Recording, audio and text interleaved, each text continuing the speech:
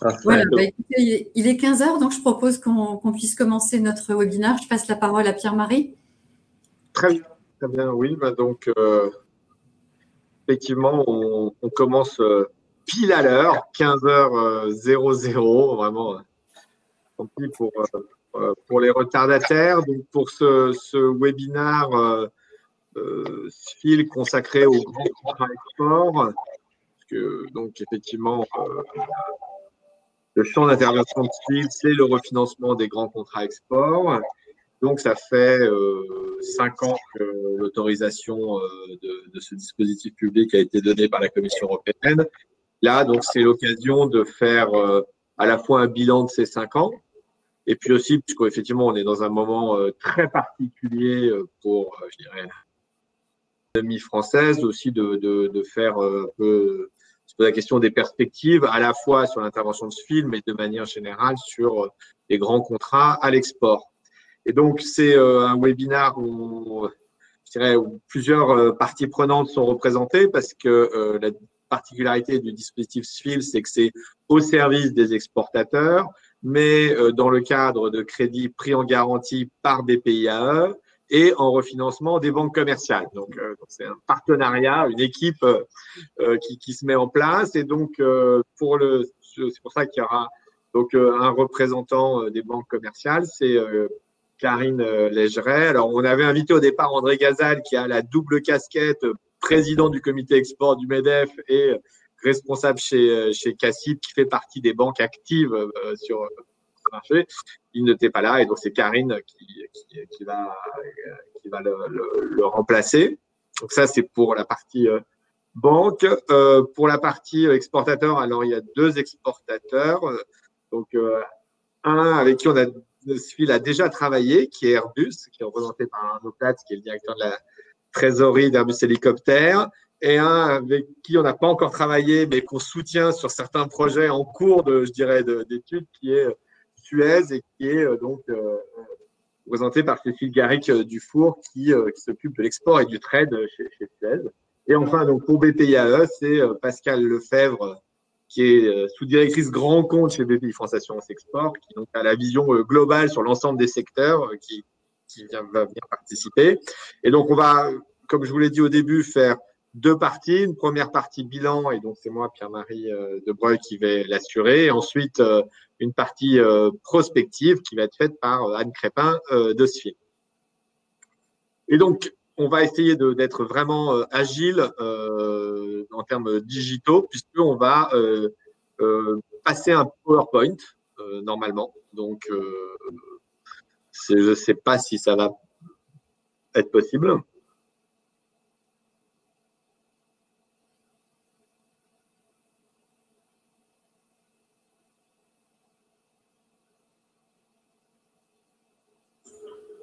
J'essaye. Hein.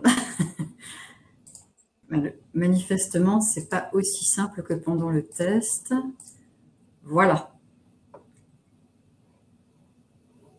Très bien. Alors, j'espère que vous le voyez. Et peut-être en tout petit. Oui, tu peux le mettre en affichage, comme ça on le verra encore mieux, parce que là on voit toute la… D'accord. Voilà, mais autrement, si tu le mets en affichage sur PowerPoint… Oui, tout à fait. Voilà, j'espère que c'est mieux.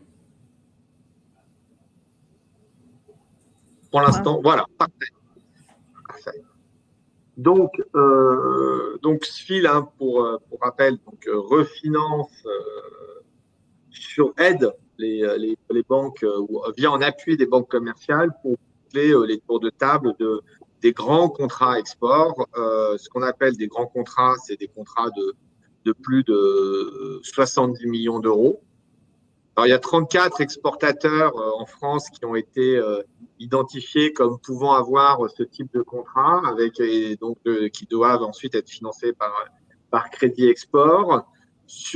En 5 années d'exercice, on a fait des propositions de refinancement en soutien en fait de 33 exportateurs sur 34, donc quasiment l'intégralité.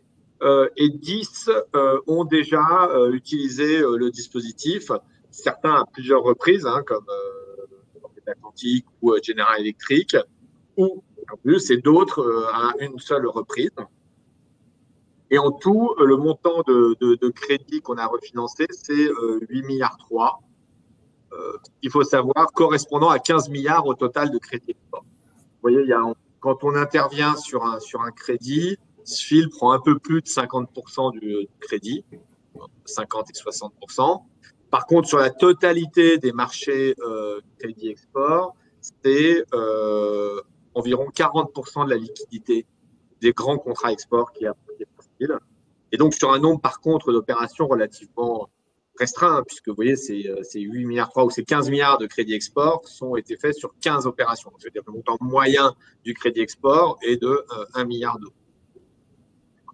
On a, pour cela, donc, les banques partenaires, on en a 27. En fait, c'est la quasi-totalité des banques partenaires de l'export français qui ont donc mis en place le protocole d'accord avec SFIL pour pouvoir l'utiliser dans le cas des offres. Et parmi ces 27 banques, 16 ont déjà réalisé une opération, et c'est la même chose que pour les exportateurs. Certaines banques ont fait 3, 4, 5 opérations, et d'autres une seule opération. L'année 2020 a été plutôt une petite année en termes de chiffres, par rapport notamment à 2017-2018. Il y a eu une décrue en 2019.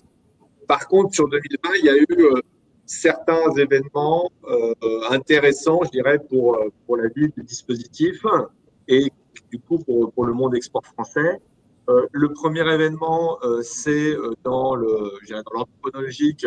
En mai 2020, c'est le renouvellement de l'autorisation Commission européenne. L'autorisation, elle avait été donnée en 2015 et en démontrant la défaillance de marché sur les contrats export, l'intérêt pour la France de se donner pour renforcer sa filière export un tel outil qui, par ailleurs, est présent dans d'autres pays. Et la Commission européenne avait donné cette autorisation et avait souhaité insérer dans l'autorisation une clause de revoyure. Donc, une prise de contact entre les autorités françaises et la Commission européenne fin 2019, début 2020. Et donc, à la date anniversaire, enfin 2 jours après, l'autorisation est expirée le 5 mai 2020, mais le 7 mai 2020, l'autorisation a été renouvelée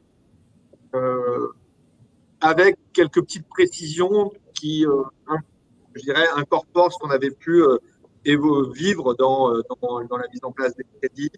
Premièrement, donc, le fait qu'on puisse, ça c'est intéressant pour les dispositifs, si jamais il y a des modifications du montant du contrat commercial en cours de vie du crédit, si ces modifications sont inférieures à 25% et que je dirais la part de SFIL dans le crédit n'augmente pas, à ce moment-là, on ne considère pas que c'est une nouvelle opération et donc du coup, il n'y a pas toutes les diligences habituelles à mettre en œuvre qui sont nécessaires. Ça permet de mesurer un peu l'évolution du contrat commercial en cours de vie. Et le deuxième clarification qu'on a apporté, c'est donc si on est ouvert à toutes les banques de l'Union européenne. Et qu'est-ce que c'est une banque de l'Union européenne? En fait, in fine, c'est la définition, je dirais, assez large. Ça peut être une succursale ou une filiale d'une banque non établie dans l'Union européenne, mais une succursale ou filiale qui, elle, a une licence européenne. Ou à l'inverse, une filiale ou une succursale hors Union européenne d'un établissement dont le siège est lui-même dans l'Union européenne. Donc, les 2 cas de figure sont possibles. Les questions. Ça, c'est le premier événement. Le deuxième événement, c'est le fait que donc SFIL, qui est une banque publique de développement, a intégré le grand pôle financier public constitué autour de la Caisse des dépôts. Ça fait partie, je dirais, de l'opération qui a visé à mettre aussi la Banque postale et la Poste au sein de la Caisse des dépôts. Et SFIL, qui est partenaire de la Banque postale sur son autre activité qui est collectivité locale, a donc suivi le mouvement et est venu elle aussi rejoindre le groupe Caisse des dépôts. Par contre, là, je dirais en retour, la conséquence sur le crédit export est en fait que ça ne change rien, c'est-à-dire que les modalités d'intervention de SFIL sur le crédit export ne sont pas impactées par cet adossement au groupe Caisse des dépôts. Ça, c'était le deuxième sujet. Et le troisième sujet, ça a été qui est d'ailleurs lié qu'on changeait d'actionnaire fallait bien changer la convention de financement qu'on a avec interne, convention de refinancement interne entre CAF et SFIL, qui ensuite elle-même est garantie par BPIAE. Et donc, on a profité de l'année 2020 pour revoir entièrement cette convention avec les équipes de BPIAE en tirant parti des expériences, puisqu'on avait en fait créé un modèle de convention en 2015. Ensuite, il y a eu 15 opérations qui ont été signées. Et évidemment, on s'est rendu compte que tout ne fonctionnait pas comme ce qu'on avait prévu. Et donc, du coup, on a intégré tout le retour d'expérience avec les PIAE dans le nouveau modèle de convention, ce qui nous permet d'envisager d'être plus rapide. Et donc, quand il s'agit de suivre le rythme des négociations du crédit export. Voilà trois événements un peu plus structurels sur l'année 2020. Et je laisse la parole sur le bilan grand contrat SFIL à Karine pour son retour d'expérience. Merci Pierre-Marie, merci Yann de m'avoir convié à partager avec vous ce retour d'expérience. Alors effectivement, ça sera plus sous l'angle Crédit Agricole CIB qui a une expérience concrète sur plusieurs opérations avec la SFIL et puis ce qu'on peut voir nous de ce qui se passe dans le marché. J'ai pas la casquette FBF contrairement à André, donc je parlerai pas au nom de la FBF. Voilà. Je reviendrai sur 3 axes pour dresser une sorte de bilan. D'abord sur l'apport de liquidité de la SFIL, ensuite sur la compétitivité de l'offre, et puis pour terminer sur les aspects plus pratiques, techniques de la mise en place des opérations, pour donner un peu un feedback côté banque. Alors sur la liquidité, pour commencer, si on se rappelle un peu ce qui s'est passé au début des années 2010, il y avait une crise de liquidité qui est très importante et qui a nécessité dans pas mal de pays de refondre un peu les dispositifs et de réfléchir à des nouvelles solutions. D'où l'origine en fait du dispositif SFIL tel qu'on le connaît aujourd'hui, qui est arrivé en 2000, avait quand même déjà beaucoup récupéré dans un contexte où la liquidité était moins au centre des préoccupations, je dirais.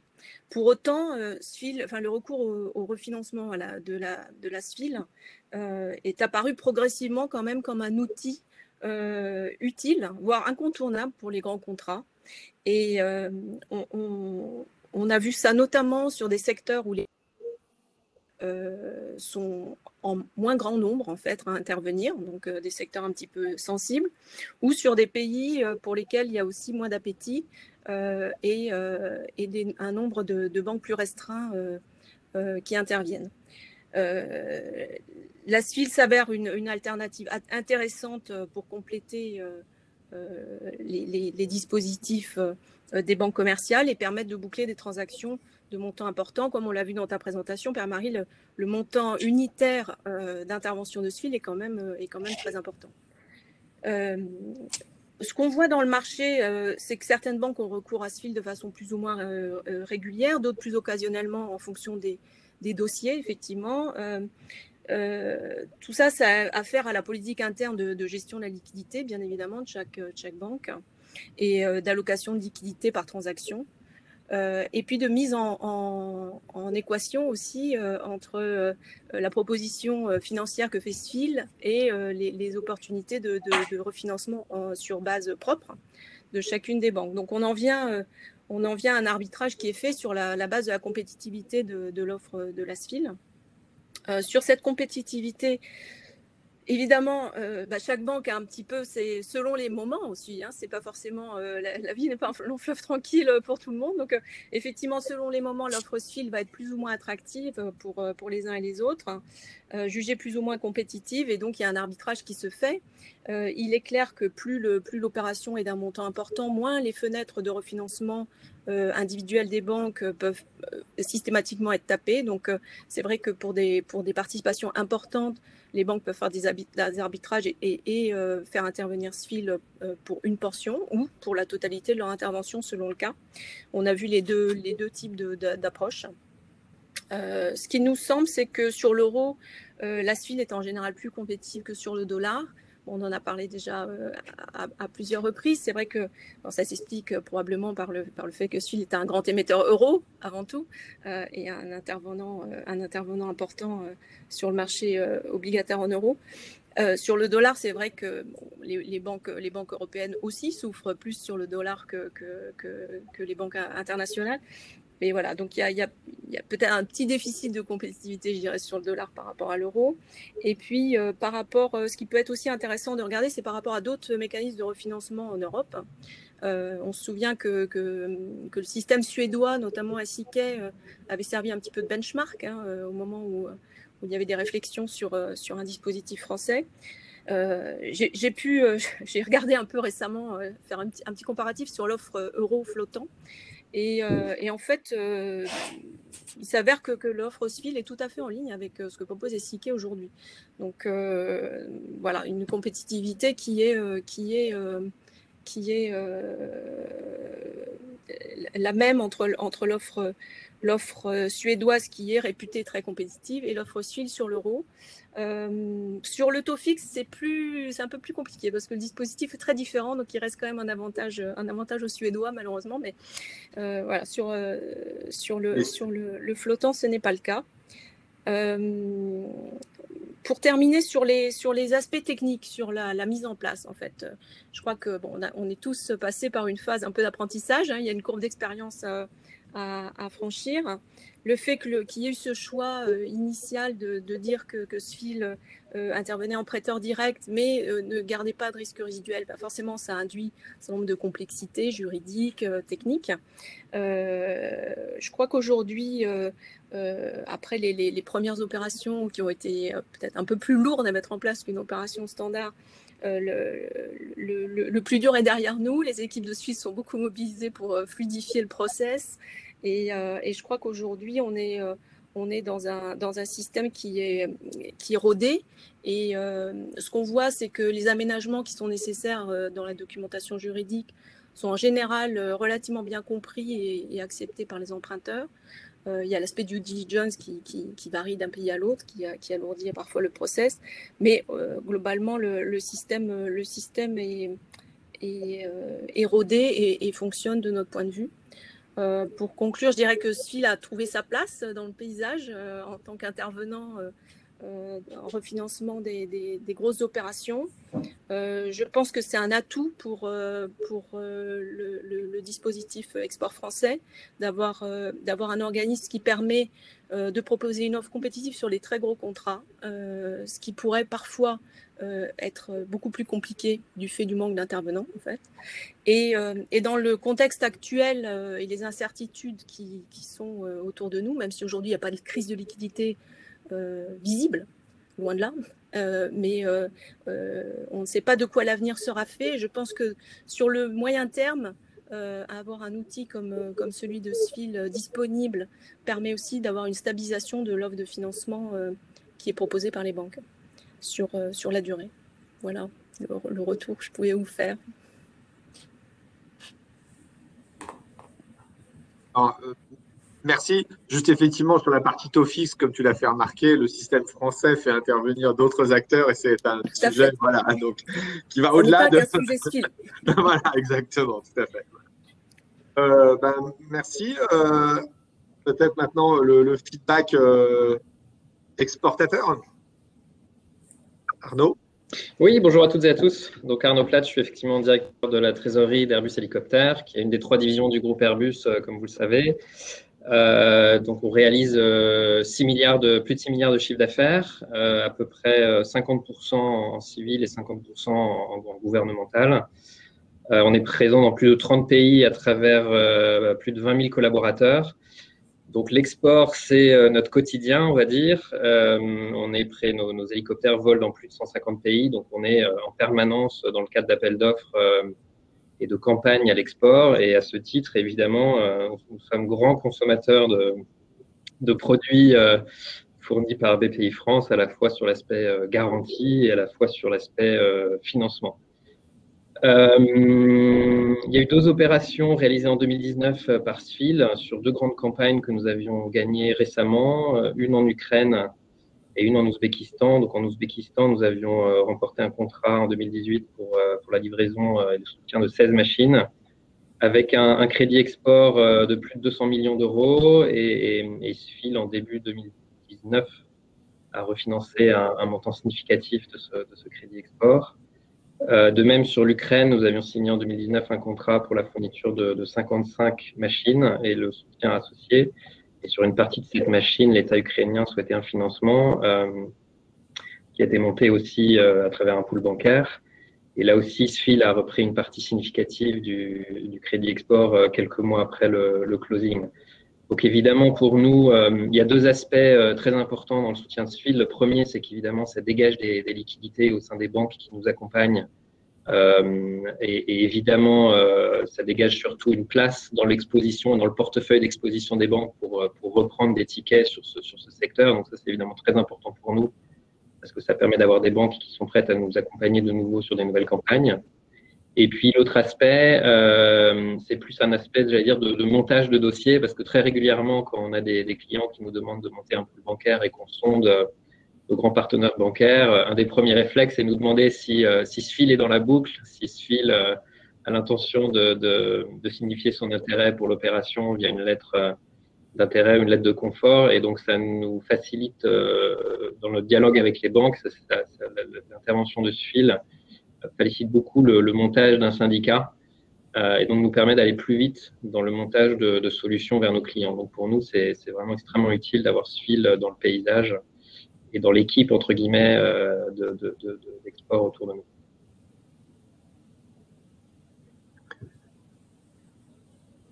Merci Arnaud. Donc là, un bilan globalement positif, même si l'exigence et la comparaison avec des concurrents étrangers reste, voilà, doit toujours nous aiguiller pour faire au mieux. Hein. Donc ça, c'est très bien évident et c'est aussi pour que effectivement les financements ensuite soient attractifs.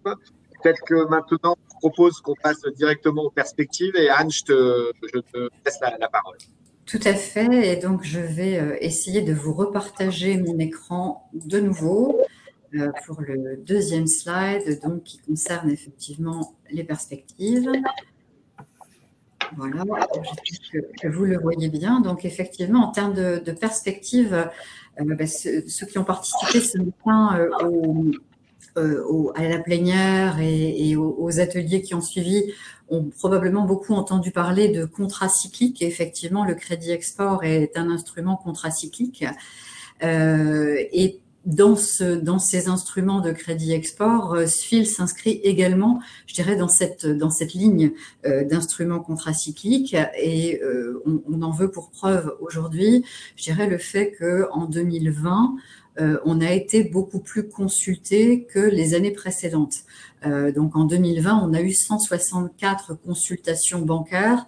Alors qu'est-ce qu'on appelle une consultation bancaire? C'est à chaque fois qu'une banque vient nous présenter un dossier et que nous lui remettons une cotation indicative. Et donc effectivement, c'est une voilà, en 2020, on a eu 40% d'augmentation de ces demandes de cotation indicative par rapport à la moyenne des 2 années précédentes. Donc c'est quand même, je dirais, quelque chose d'important. Et donc on se dit qu'effectivement, même si ce sont des consultations, et on est parfaitement conscient qu'une consultation, c'est pas forcément un dossier qui va déboucher l'année prochaine ou l'année suivante, mais parfois un dossier qui va mettre beaucoup de temps à se concrétiser puisqu'on est dans le marché des grands crédits export, comme le disait Pierre-Marie en tout début d'intervention.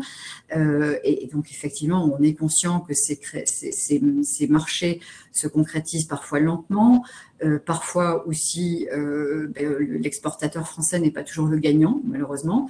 Et donc, on est conscient effectivement que tout ça, il y a une part d'attrition dans ces marchés.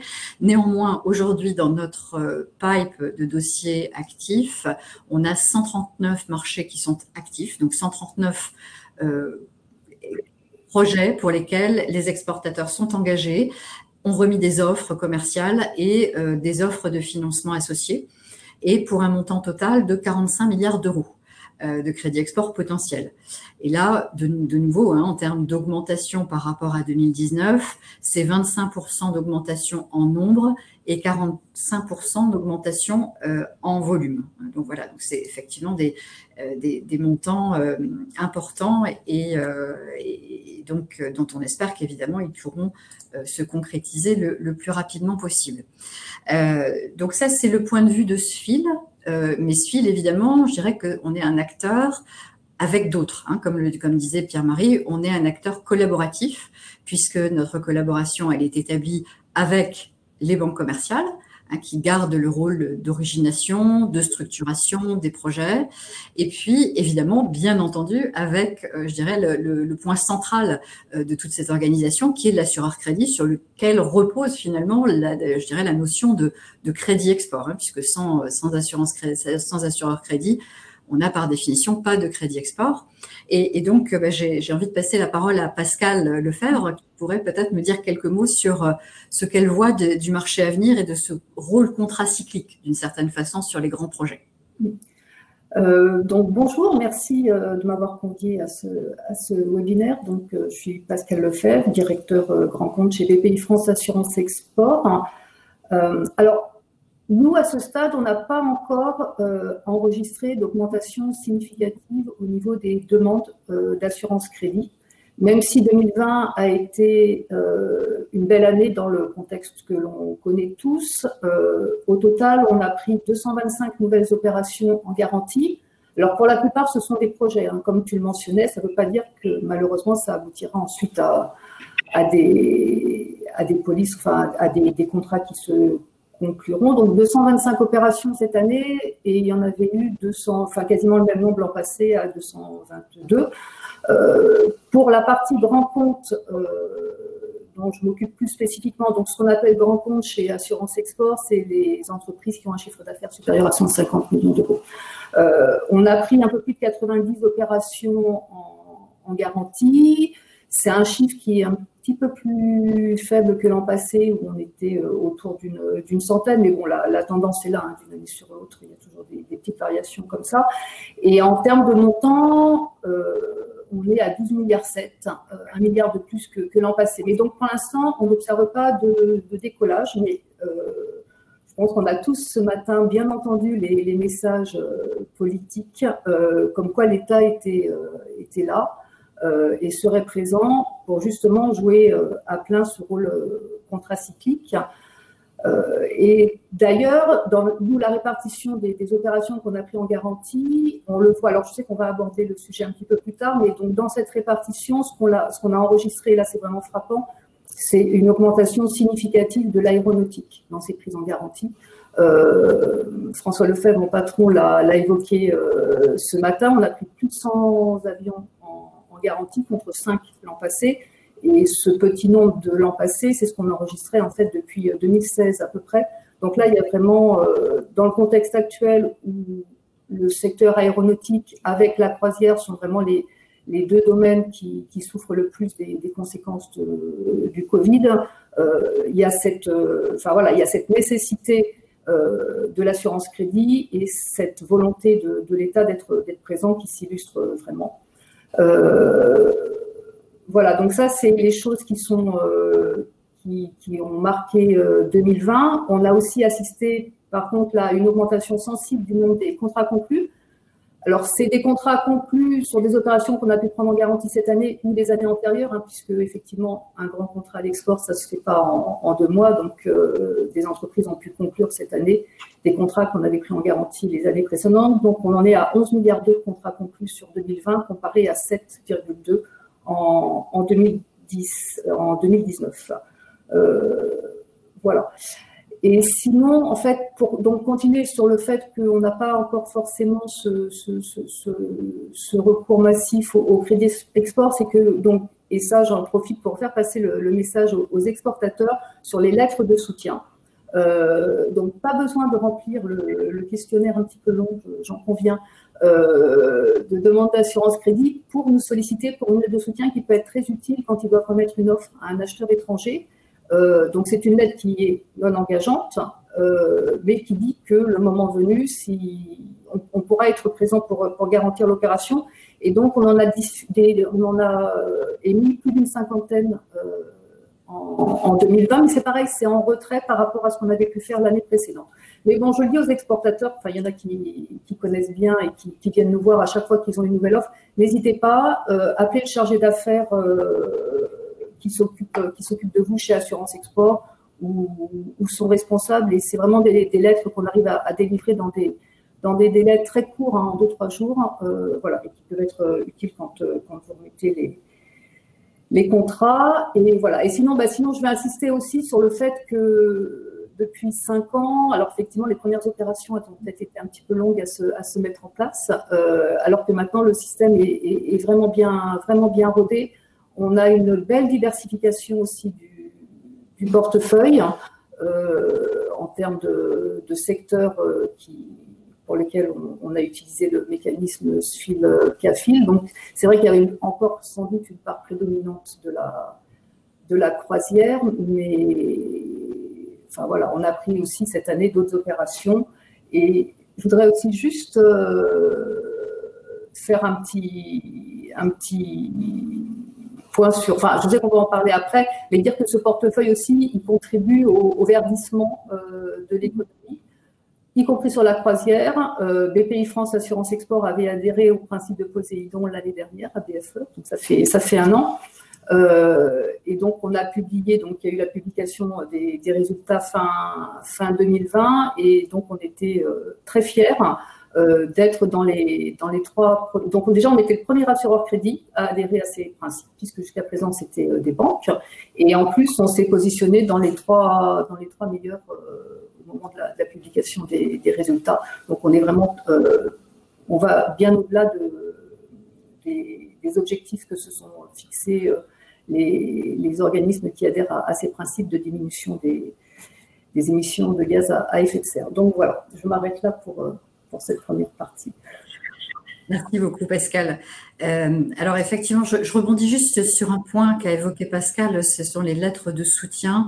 Là aussi, pour adresser un message aux exportateurs présents à ce webinaire, SFIL émet également des lettres de soutien. Hein, donc, vous pouvez tout à fait nous demander des lettres de soutien. La condition préalable pour nous, c'est qu'effectivement, vous ayez une lettre de soutien de BPI France Assurance Export, puisque évidemment, notre support ne peut n'est éligible que au Crédit Export, BPI France Assurance Export, et donc effectivement il faut qu'il y ait cette manifestation de soutien, mais on peut effectivement joindre aux lettres de soutien BPI France Assurance Export des lettres de soutien SFIL qui viennent, je dirais, accompagner aussi sur la partie soutien à l'accès à la liquidité en tant qu'instrument public, et donc effectivement ça peut avoir un peu de poids aussi, en particulier quand vous êtes très en amont dans vos dossiers. Donc n'hésitez pas à nous solliciter sur ces sujets-là. C'est des choses qu'on fait très vite également, puisqu'en général on met voilà entre 1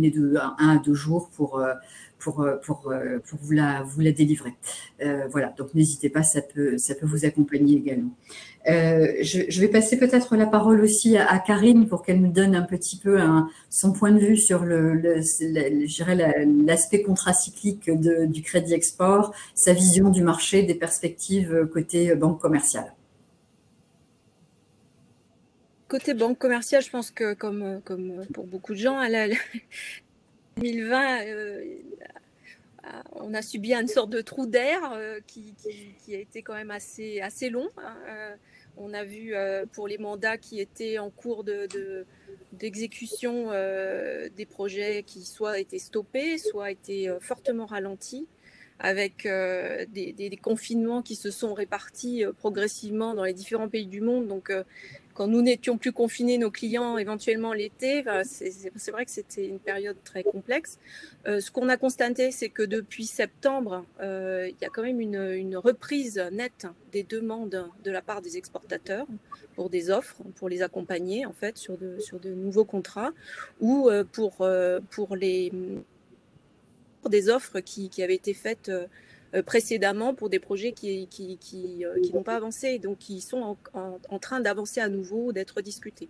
Donc ça c'est quand même un signe positif, et on a eu une fin d'année très active et le début de l'année également, avec pas mal de request for proposal qui nous arrivent effectivement de la part des emprunteurs et des demandes des exportateurs régulières pour de nouveaux projets. Donc si ça se concrétise, si parmi ces offres, certaines aboutissent dans l'année, ça devrait être une année effectivement de rebond important par rapport à 2020 en termes de nouveaux contrats.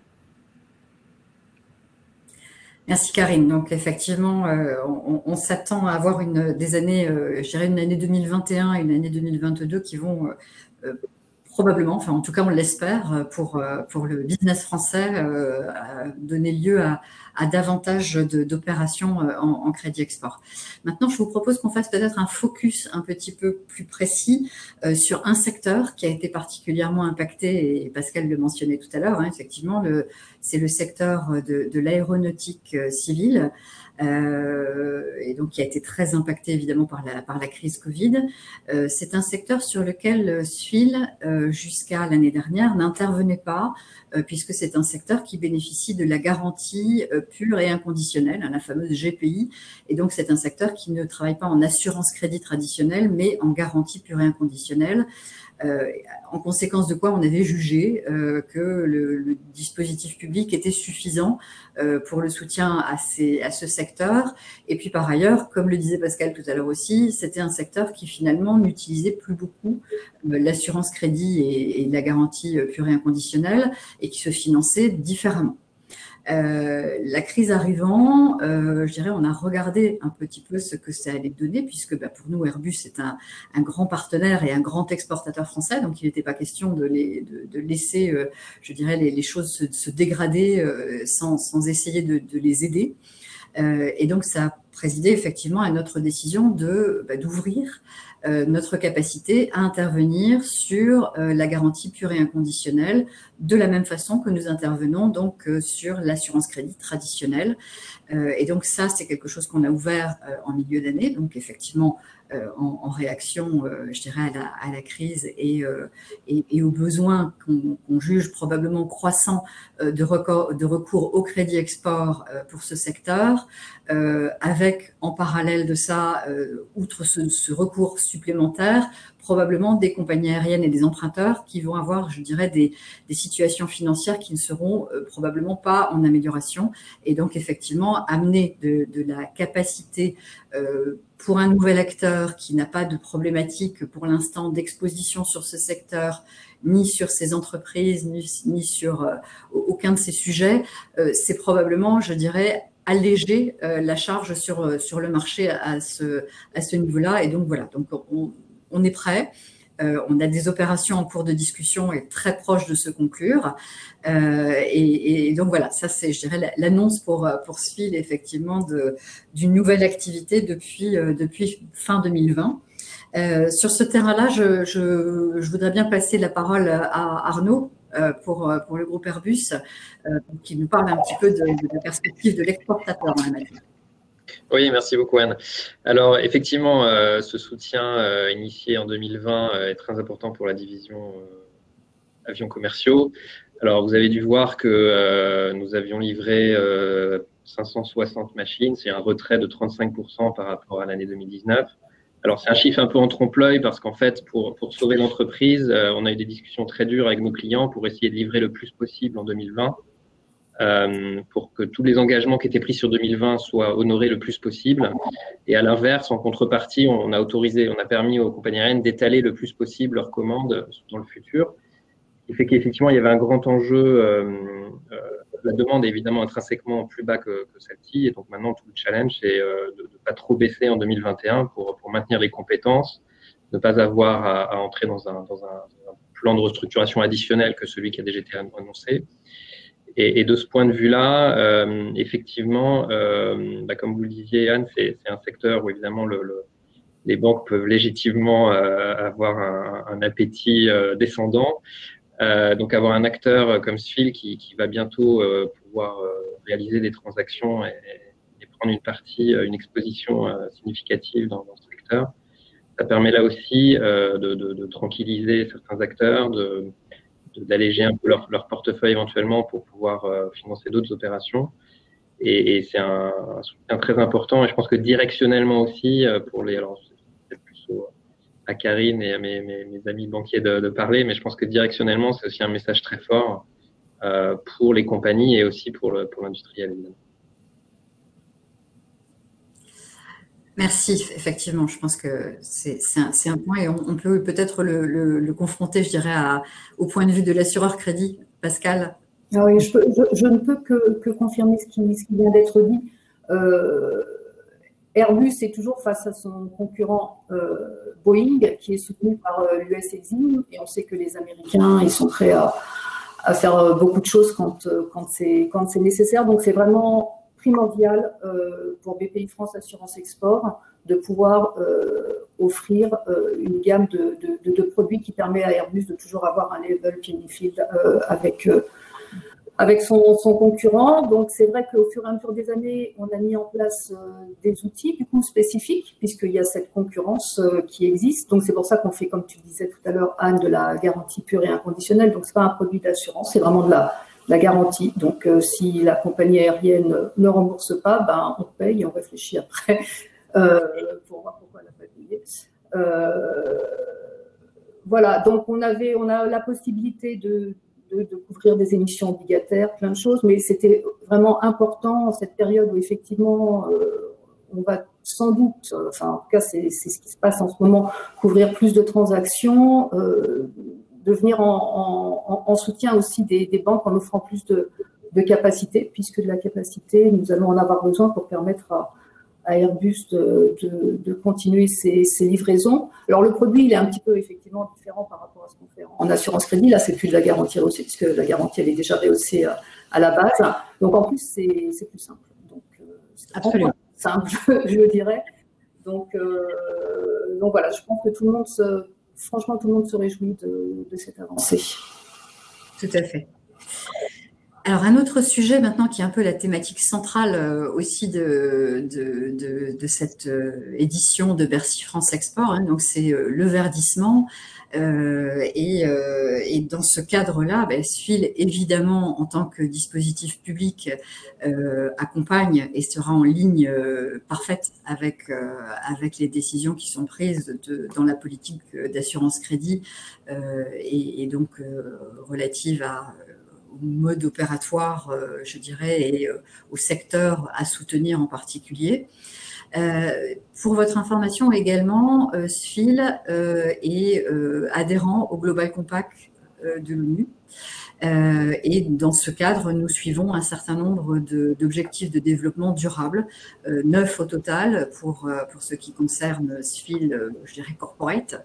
Et puis en particulier, on a regardé donc sur ces 9 objectifs, quels étaient les objectifs qui pouvaient s'appliquer en particulier aux opérations à l'export. Et donc, on a déterminé effectivement 5 objectifs qui sont des objectifs de développement durable. Donc, il y a l'objectif d'accès à la santé et au bien-être, les objectifs relatifs à l'eau et à l'assainissement, les objectifs liés à l'énergie propre, aux infrastructures et aux villes durables. Donc ça, ce sont 5 objectifs qui font partie des objectifs de développement durable de l'ONU et que l'on suit en particulier et qu'on regarde effectivement en détail lorsqu'on entre une opération nouvelle dans nos portefeuilles de dossiers suivis. On regarde si elle répond en particulier à ces objectifs de développement durable. Et pour vous donner un ordre de grandeur, cette année, donc sur les 139 opérations, sur les 139 marchés actifs, il y en a 78 qui sont en ligne avec au moins un de ces objectifs de développement durable. Voilà, donc c'est quelque chose qu'on suit, qui n'a pas de conséquences pour l'instant en termes de comment on le financera, si on le prend différemment, etc. Peut-être que ça viendra, peut-être, on n'a pas encore, je dirais, une vue claire sur ce sujet-là. En tout cas, c'est quelque chose qu'on suit de façon effectivement à avoir une évolution de notre portefeuille de dossiers en cours. Et alors, sur ce terrain-là, évidemment, je vais passer la parole à Cécile pour Suez, parce que je pense que c'est un sujet important. Oui, bonjour, merci Anne, et merci beaucoup de m'avoir invitée dans ce webinaire. Donc, Cécile Garrigue-Dufault, je suis directrice pour le Trade et Export Finance pour le groupe Suez. Donc, Suez, rapidement, On est une entreprise de 90 000 salariés. On est présent dans tous les continents, je pense, sauf l'Antarctique. Et on est dans les secteurs des services à l'environnement, donc principalement l'eau et les déchets. Donc, le verdissement, c'est vraiment notre raison d'être et c'est d'ailleurs la couleur de notre logo. On est dans un secteur qui est généralement assez attractif pour les financements. Il y a beaucoup en tout cas pour les institutions financières internationales, il y a beaucoup de financements dans ce secteur-là. Néanmoins, les financements liés proposés par le dispositif français sont très importants et très intéressants pour nous, dans la mesure où on les utilise vraiment comme des vecteurs, comme des outils de business développement. Et ça nous permet d'utiliser cette arme dès le début de notre stratégie de business développement et d'aller dès le début donc avec des lettres de support, donc que ce soit des banques, de BPI ou de SFIL. Et donc, ça nous est très utile. Et c'est vraiment comme ça qu'on prend cet outil-là et on utilise les FASEP, les prêts du Trésor, le crédit acheteur. Donc, on est très, c'est quelque chose qu'on regarde et qu'on essaie d'utiliser le plus possible. Maintenant, donc pour venir au sujet du bonus climatique précisément, alors pour nous, bien sûr, dans la perspective que je viens de décrire, ça a beaucoup d'intérêt parce que ça peut permettre d'élargir notre démarche de business développement à des dossiers, à des projets auxquels on n'aurait pas pensé parce qu'il n'y avait pas assez de part française, parce que ce sont des technologies qui ne sont pas développées en France. Donc, ça va potentiellement nous permettre d'élargir le champ de nos activités qu'on va pouvoir pousser grâce à ça. Alors, donc, pour nous, vraiment aujourd'hui, l'intérêt majeur, c'est le sujet de la part française. Alors, on ne va pas se mettre tout d'un coup à demander plein de bonus climatiques parce qu'on peut quand même toujours faire de la part française. Donc, ce n'est pas vraiment ça le sujet. Et puis, alors, on a vu ce matin lors de l'atelier sur le bonus climatique que demander un bonus climatique, ça va nous demander quand même un petit peu d'investissement, si je peux dire. C'est un travail. Le sujet taxonomie, c'est un sujet sur lequel on est tous un peu débutants quand même, donc on va apprendre en marchant. Donc voilà, pour nous, c'est vraiment un sujet qu'on regarde avec beaucoup d'intérêt, sur lequel on va travailler. On se pose des questions sur un deuxième intérêt potentiel, et je suis contente d'avoir la SFIL et des banques ici autour de la table. C'est parce que quand je parle d'intérêt sur la part française, l'intérêt il est pour l'exportateur. Le client, lui, qui est 20% ou 50% de part française, c'est pas vraiment son problème. Mais est-ce qu'on peut imaginer que le fait d'avoir un bonus climatique sur notre projet, est-ce que ça pourrait nous donner accès à des financements moins chers, à des sources de liquidités moins chères, parce que ce sont des projets verts? Et ça, c'est vraiment quelque chose qui, pour nous, pourrait être encore plus intéressant. Alors, je ne sais pas si... Je ne sais pas si... Karine, est-ce que tu veux réagir ou tu veux que je commence? Moi, je peux réagir pour compte des banques. C'est vrai que le Crédit Agricole CIB est un acteur important du marché du financement durable. On est un émetteur de longue date d'obligations vertes et on a accompagné beaucoup de nos clients dans cette démarche. L'année dernière, on a émis la première obligation sociale, donc un autre aspect du développement durable. Pour ce qu'on voit, nous, dans le marché, effectivement, des crédits syndiqués, c'est qu'il y a parfois un petit bénéfice, effectivement, pour les crédits verts, qui est de quelques points de base. Hein, mais il y a un petit bénéfice à certains de ces crédits dans le marché des crédits syndiqués, donc pas dans ce qui est couvert par les assureurs crédits aujourd'hui. Pour notre part, on a fait notre premier crédit export vert en 2019, malheureusement pas avec BPI, mais avec Euler Hermès, pour des exportations de bus. Donc c'était dans le cadre d'un projet pour l'Arabie Saoudite, pour donc un réseau de bus destinés à remplacer en fait des voyages par véhicule personnel, donc beaucoup plus polluants. Donc clairement, c'est un sujet qui pour nous est important. Et effectivement, l'attractivité de l'offre pour l'emprunteur, elle va être cruciale. Il y a eu ce matin des discussions sur la possibilité d'avoir des primes à améliorer. Donc ça, on sait que c'est contraint par l'OCDE, mais je pense que c'est là qu'il y aura vraiment aussi quelque chose à faire. Et effectivement, si SFIL peut également contribuer, je pense que ça serait utile. Mais là-dessus, je te laisse intervenir. D'accord.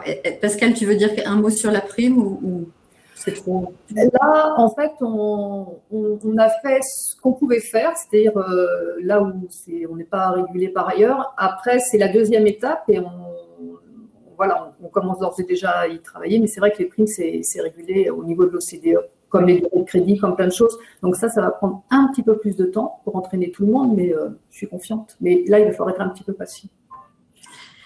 Et alors, pour finir, pour ce qui concerne SFIL, sur ce terrain-là, SFIL également est émetteur en green bonds et également en social, comme CACIB.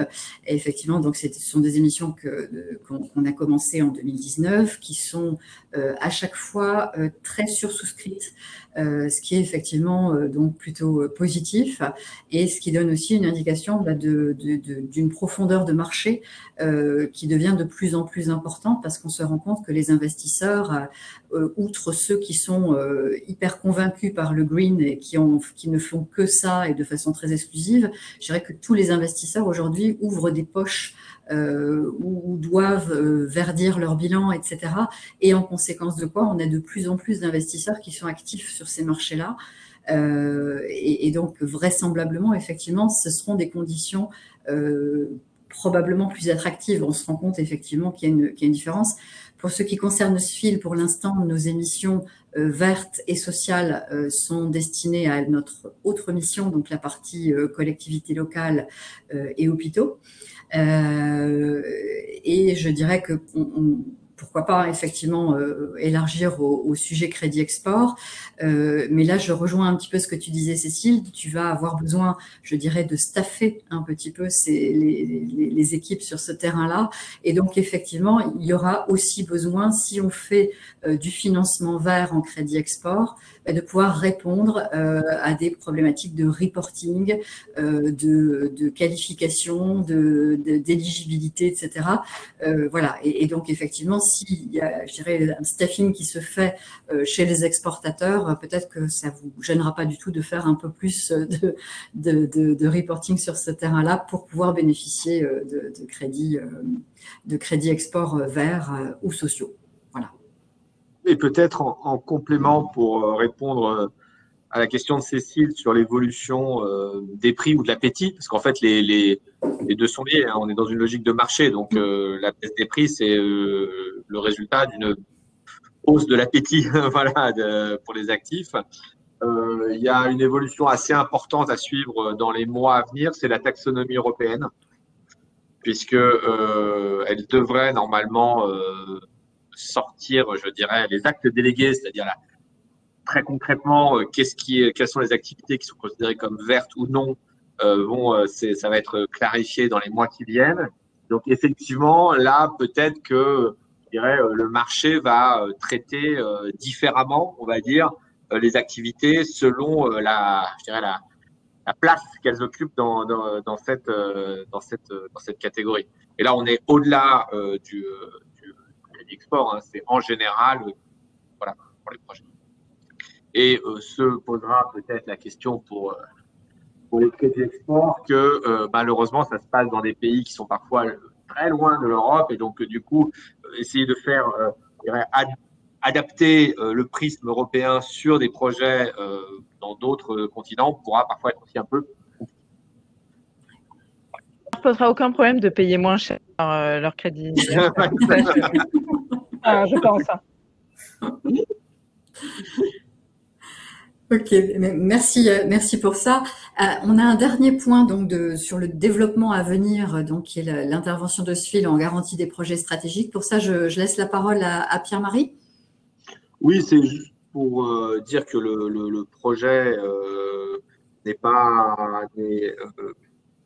est toujours, je dirais, à l'étude. Hein, donc, n'y a pas eu pour l'instant de garantie des projets stratégiques de signer, mais en parallèle, en prévision de potentiels projets de montant important, on est en train d'instruire auprès de la Commission européenne le fait que SFIL puisse refinancer ce type de projet couvert par la garantie des projets stratégiques. Donc c'est un projet en cours, mais qui ne s'est pas concrétisé en 2020. Donc c'est sur le programme 2021.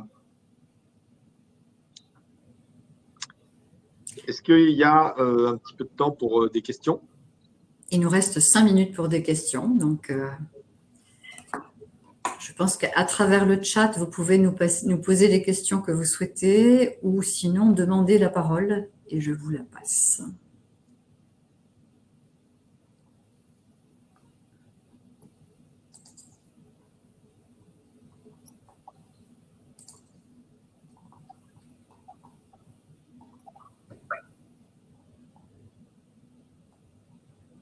Je ne vois pas de questions arriver pour le moment.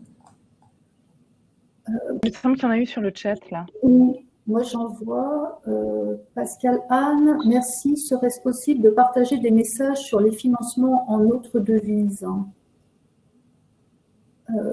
Donc, côté assurance export, on délivre des garanties dans toutes les devises classiques, euro, dollar, GBP, le yen, voilà.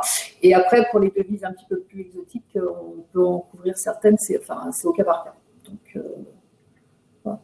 Et après, je sais qu'on a travaillé avec SFIL, mais Anne, je te laisse. Tout à fait. Pierre-Marie, tu veux prendre ça ou tu veux que je le fasse? Vas-y, vas-y. Alors, pour ce qui concerne SFIL, donc on a la possibilité de faire des crédits en euros, en dollars. On a ouvert l'année dernière notre capacité de faire de la livre sterling, puisqu'on a fait une première opération en livre sterling, et donc c'était l'opération Dogger Bank.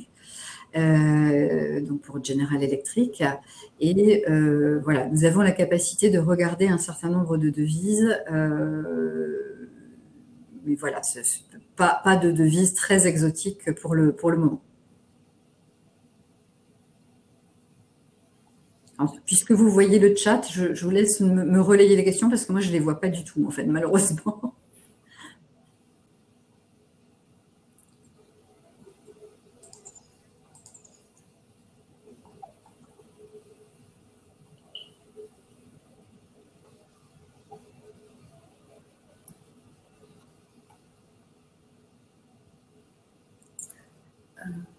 L'autre solution étant que les participants me demandent la parole, auquel cas je peux leur donner l'accès.